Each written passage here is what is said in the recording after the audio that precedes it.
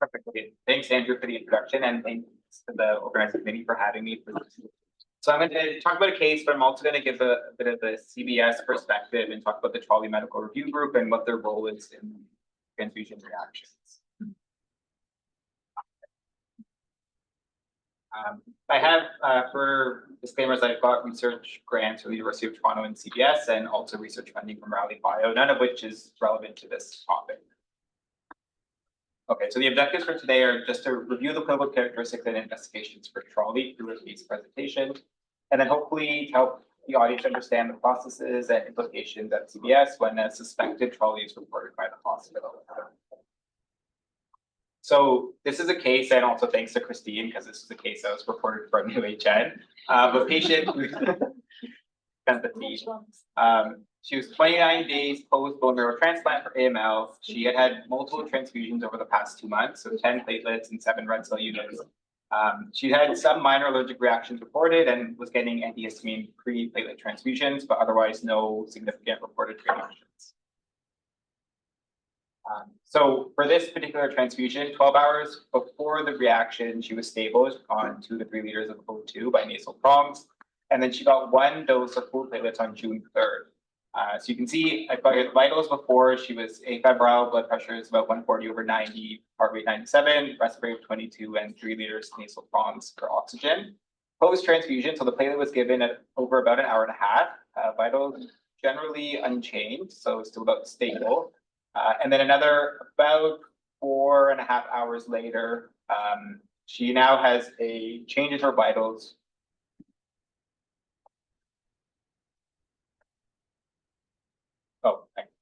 Her blood pressure is now 150/94. Her heart rate's gone up. Her respiratory has also increased, and now she's requiring more oxygen support, with her O2 sat down to 78%, and she's on 4 liters of oxygen. So because of that change, she required sort of transfer to the ICU. She went eventually from high flow oxygen to optiflow to mechanical ventilation. There was a CT of her chest done, so she was transfused on the 3rd. This was 3 days prior.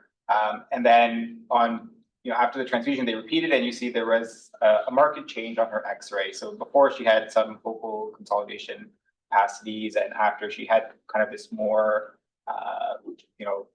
I guess you call it whiteout type pattern throughout.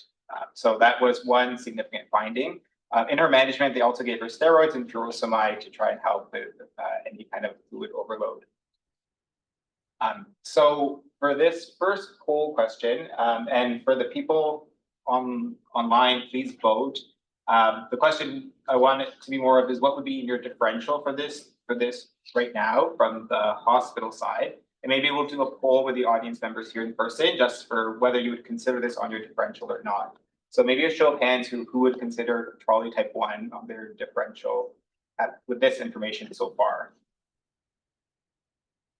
What about Trolley type 2? Okay, a couple of hands. Taco. A couple of hands there. Tad. Other. Or need more information?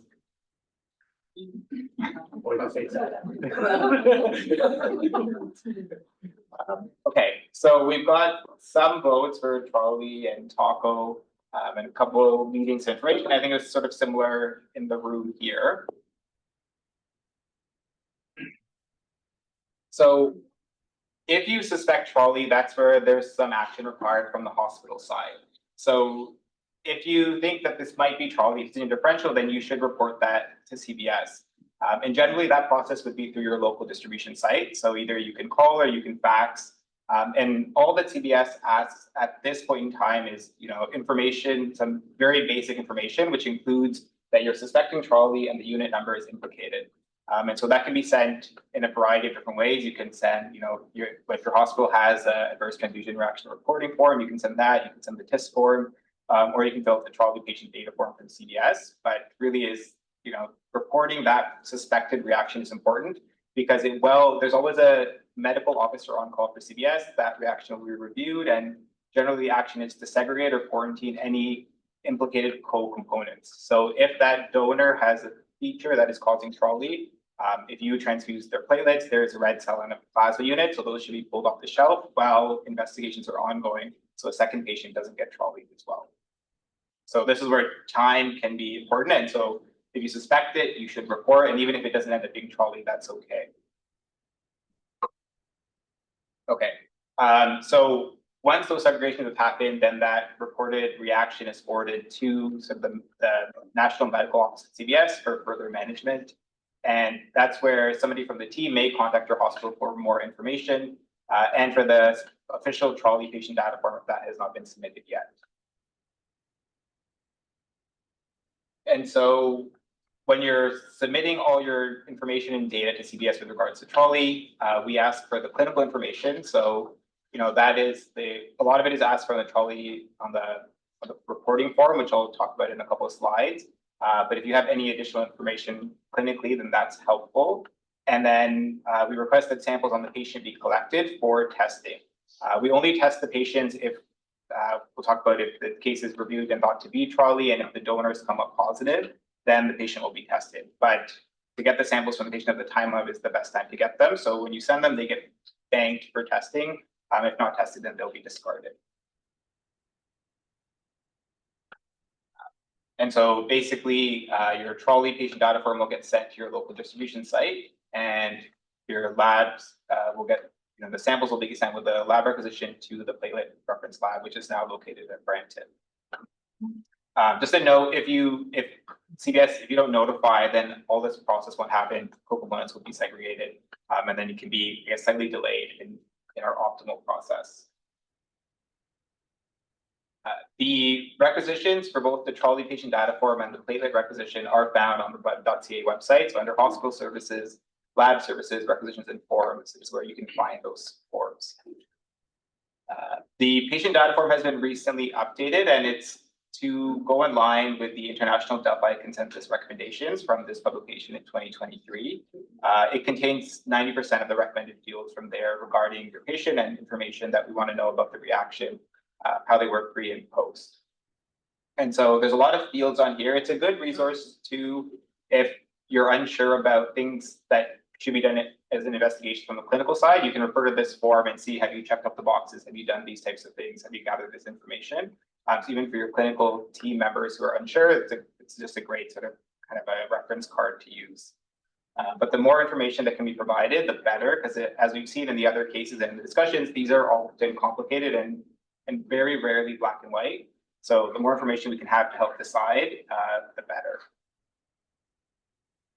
And then all that information will go to the Trolley Medical Review Group. So their goal is, from the Canadian Blood Services or blood supplier side, is to look at this reaction and decide what is the impact to the Canadian blood system and the safety of the blood that we provide, and whether any actions need to be taken on those donors.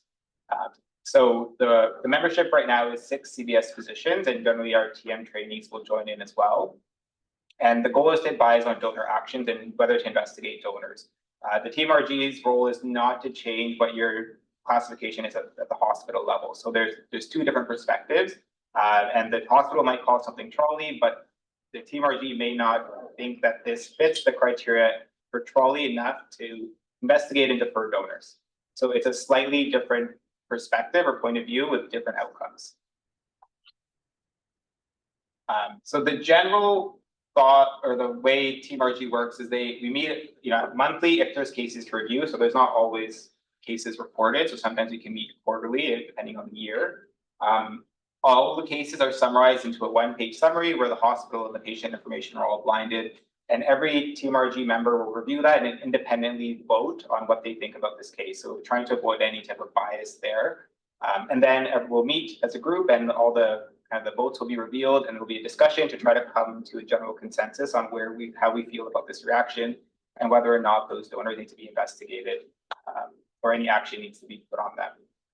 Based on that result, then a letter will be sent to the hospital with those findings. When we've had some complicated cases where, out of the level of expertise of the TMRG group, so for example, cases involving neonates or radiologic findings that we would like to have an expert opinion on, those images are sent to us, and sometimes we'll ask third parties to review. So we had a case with a neonatology reaction, and we weren't sure like what classifies overload in a baby. So we got a neonatologist to weigh in on some of the values that were provided, what their thoughts were, and that helped us determine whether we thought something was potentially taco or more trolley. This is a figure that's from that same paper from 2023 from Wonderen and their group. It's a nice algorithm that we use now as well to help us sort of give better direction or standardization over how we classify these reactions. So, at the outset, the top here, sorry, every bar, that's a transfusion reaction with the first bar being acute onset dyspnea. And then goes to timing, so whether it's within 12 hours, 6 hours, or after 12 hours. And then whether you've got things like, cardiovascular changes or not, whether you've got risk factors. And if you sort of follow the algorithm, you'll end up either in TACO, TAD, trolley type 1, type 2, anaphylaxis, or other. And so it kind of incorporates all the definitions that are out there right now for these various reactions. So it helps to give some clarity, and I think it helps to standardize how everybody calls reactions based on the information available. You can imagine when you don't have some of this information, then you can hit a roadblock in the algorithm, and then you don't know which way to go.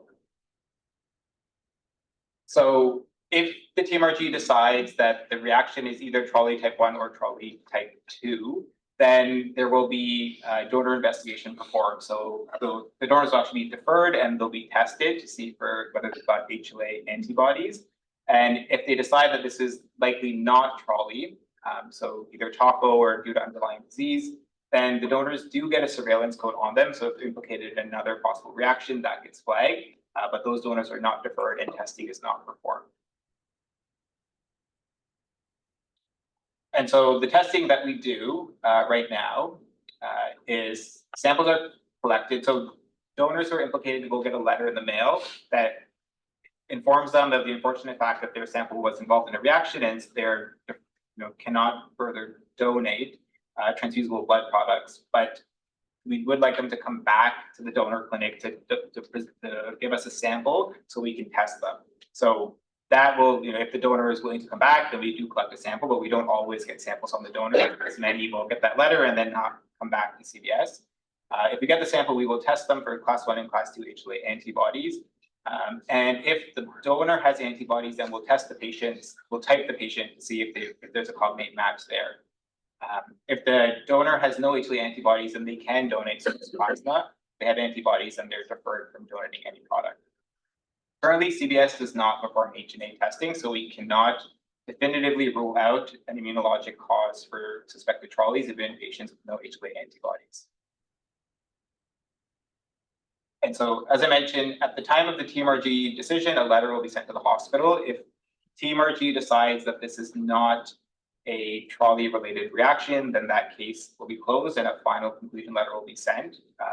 And again, that's just the opinion of the TMRG with regard to donor management, and doesn't need to impact the definition of the diagnosis at the hospital level. If donors are to be investigated, then an interim letter will be sent out just indicating that. We wait a year for donors to come back, and if they don't come back within a year, then we'll generally close it. And that final letter will just have the results of any donors that may have come back and what the testing results showed. So if we go back to our case, so she went to the ICU. She was noted to have peripheral edema and poor breath sounds, but the clinical thought was this was due to capillary leaks, capillary systemic leak response, so non-cardiogenic pulmonary edema related to her transplant. Interestingly, she had an NT-proBNP done about a week before her transfusion, and it was elevated at baseline, about 1200, and then a repeat was done.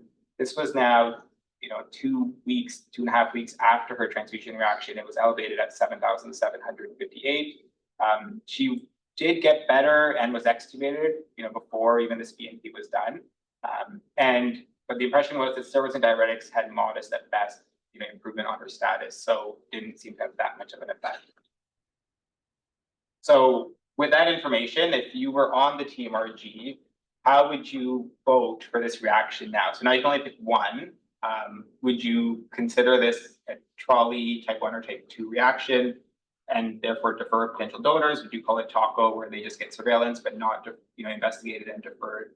Or would you call it TAD or other? So do maybe a show of hands for the people in the room who would vote for trolley type 1. What about trolley type 2? Taco. Couple of hands. TAD. Or other. And then need more information, which. The CBS needs to do H&A testing. Yes, that is something that we are hoping to bring in.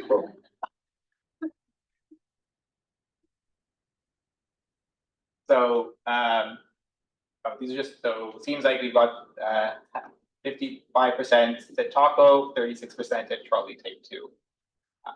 So in this case, 7 individuals voted as part of the TMRG, 4 TMRG members and 3 trainees. One of the members abstained because they were part of the hospital system that reported this reaction, or they were the MO that was on call that dealt with this reaction. And the group determined there was enough evidence to support donor investigation here. So they felt that there's trolley type 2 was more likely than not, although this is definitely not a clear-cut case, but I think with just the findings, the clinical impression, the lack of response to diuretics, and then the onset, they favored to be more conservative and to investigate those donors. And this is a platelet unit pre-pathogen reduction, so there were 4 donors involved. So they were all deferred from donation pending donor investigation. In the year following, 3 donors came back with samples. One had an anti-HLA B73 antibody, one had a couple of DR antibodies, and then one had no antibodies. And when we typed the patient for these HLA antigens, the patient was DR52 positive. So there was a match, although the antibody was weak. There is it looks like there's an immune potential component here related to this reaction. And so that was reported in the final closing letter here, that it looks like there is evidence of immunological trolley in this case. So really the take-home message is if you suspect trolley following, like as a transfusion reaction in your differential, then you should please notify CBS so that the co-components can be segregated. And then, as much information as you can provide on the trolley patient data form, that very much helps the TMRG in making their decisions on keeping our blood, our donor pool safe at least as much as we can.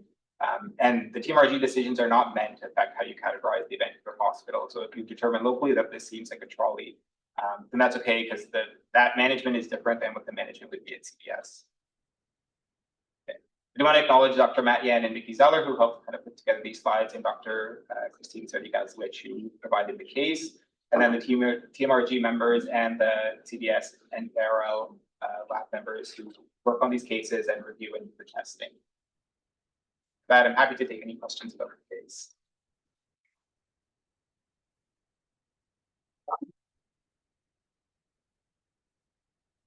Do you have a sense how often have implicated donors come back for that testing when they have a letter? Landis might be able to answer better. My sense is not that often. I would say 50 to 75%. Okay, higher than I If you thought. have a platelet that's got now 7 donors, you probably get 85. It depends on their current, like a lot of them, if they're like a 300-time donor, they'll be the first one on our doors. Yeah. What they want to do themselves get Right. back. Right. If it's a first-time donor, they might just throw their hands up and. They get afraid. I mean, they get a notification that they've hurt someone. That's what they read. That's not